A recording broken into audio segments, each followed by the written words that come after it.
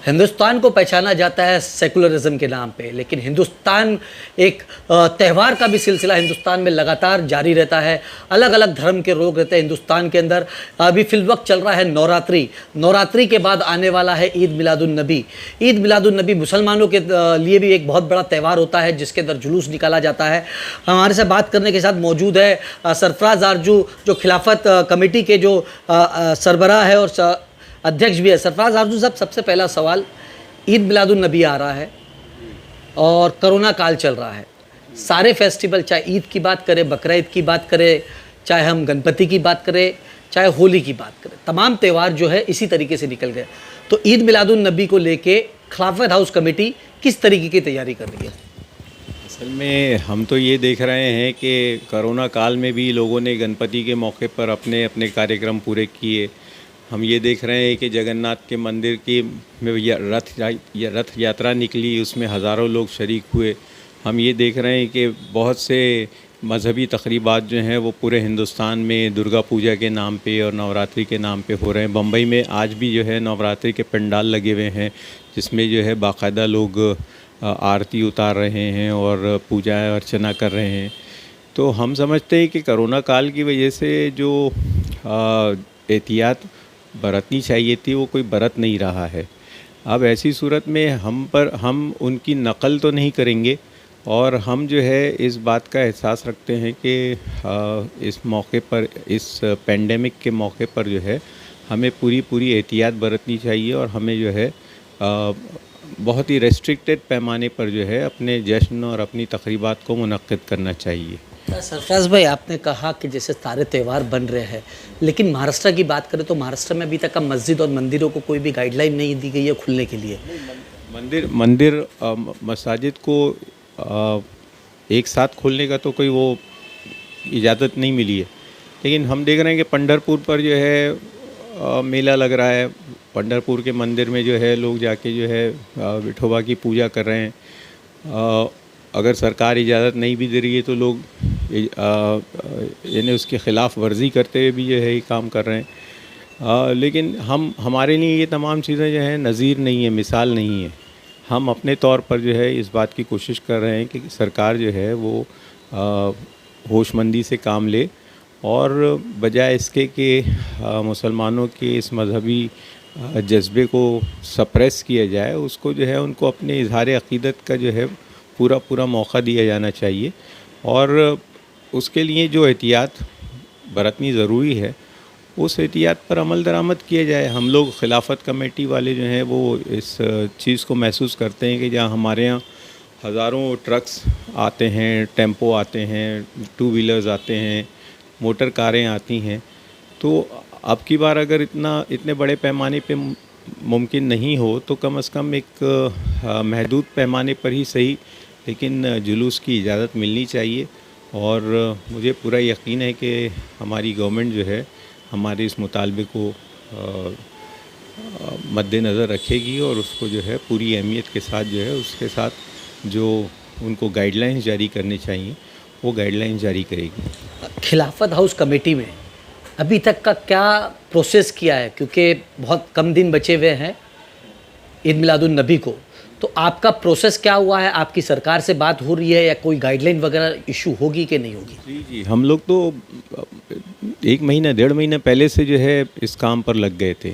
हमको मालूम था कि बकरा ईद के मौके पर जब ऐन ईद से चंद रोज़ पहले लोगों ने मूव किया था अदालत को और दीगर तमाम पुलिस के महकमे वगैरह को, तो उस वक्त तक बहुत देर हो चुकी थी और बड़ा कन्फ्यूजन हुआ था उस मौके पर। हमने देखा था कि लोग जो हैं जानवर नहीं ख़रीद सके, या ख़रीद लिए तो लेकर नहीं आ सके। कितने जानवर रास्ते में ही मर गए, जिन लोगों को कुर्बानी करनी थी वो कर नहीं सके। इस तरह के बहुत से मामलात हुए थे, लेकिन हम लोगों ने इस बार 1.5 महीने पहले से ही जो है अपनी कोशिश का आगाज़ कर दिया था। हम लोग वज़ीर दाखिला से 2 बार मिल चुके हैं।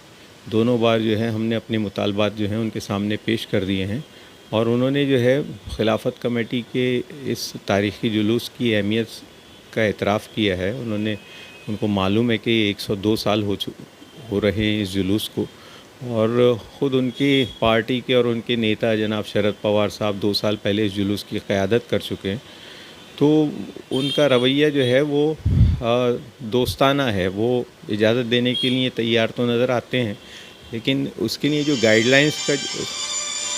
गाइडलाइंस तैयार करना है, वो तैयार करने का काम जो है वो महकमा पुलिस की ज़िम्मेदारी है। तो उन्होंने महकमा पुलिस के साथ जो है हम लोगों की एक मुलाकात अगले 2-3 रोज़ में मुनक़्क़िद करने का फ़ैसला किया है, जिसमें हम ही नहीं दूसरे भी जो जुलूस निकालने वाली तंजीमें हैं वो भी शरीक होंगी, और हमें यकीन है कि मंगल बुध तक जो है इस बारे में कोई ना कोई हतमी फ़ैसला हो जाएगा। देखिए, जनता जो है, आम जो पब्लिक है, वो मतलब उनके दिलों और दिमाग के अंदर अभी तक कोई चीज़ खुल के नहीं आ पाई है कि क्या इस टाइम पे जुलूस होगा नहीं होगा।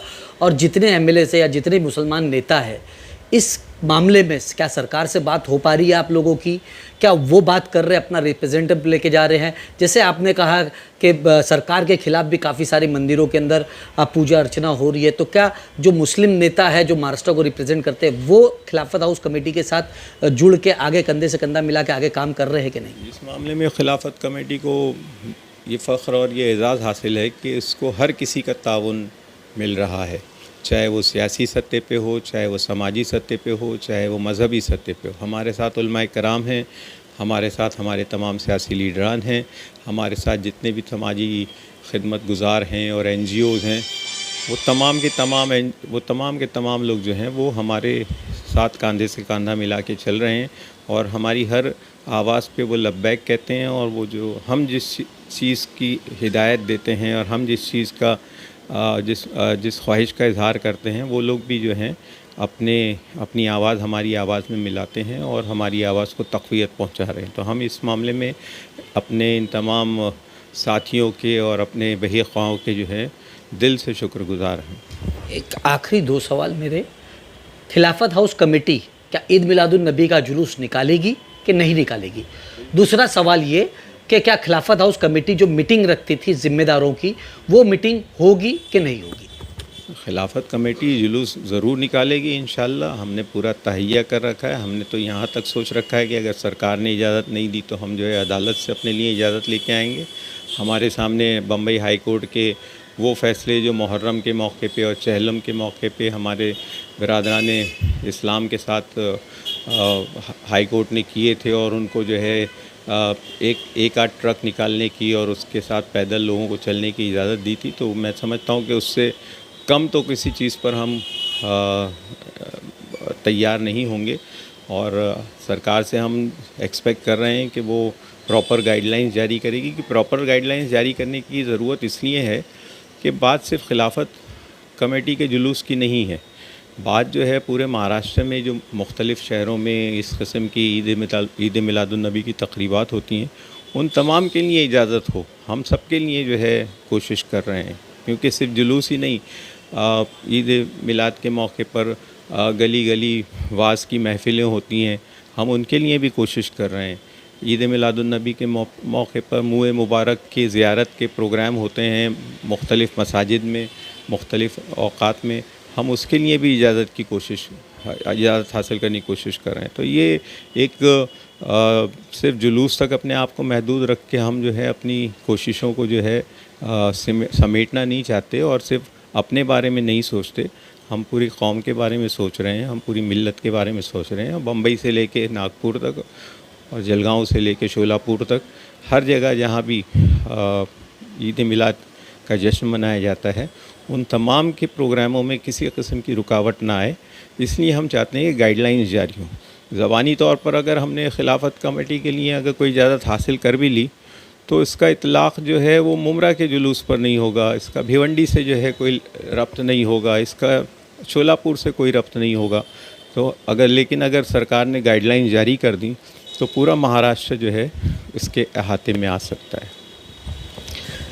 देखिए, ये तो सरफराज आरजू साहब, जिनका साफ तौर पे ये कहना है कि जो आने वाला वक्त है उसके अंदर ज़रूर हम कोर्ट से अगर सरकार इजाज़त नहीं देती है तो हम कोर्ट से इजाज़त लेने की कोशिश करेंगे, क्योंकि आने वाले कुछ दिनों पहले कोर्ट ने ऐसे बहुत सारे फैसले दिए हैं जो अलग अलग त्योहारों के अंदर जो गाइडलाइन इशू करी है, वो हाई कोर्ट के अंदर, बॉम्बे हाई कोर्ट ने ऐसे बहुत सारे फैसले दिए हैं। अब देखना ये होगा क्या खिलाफत हाउस कमेटी और सरकार के बीच में जो असमंजस की स्थिति बनी हुई है ये क्लियर हो पाती है कि नहीं, क्या आने वाले वक्त के अंदर ईद मिलादुन नबी के जुलूस की परमिशन मिलती है कि नहीं। एफ न्यूज़ के लिए अमजद खान, मुंबई।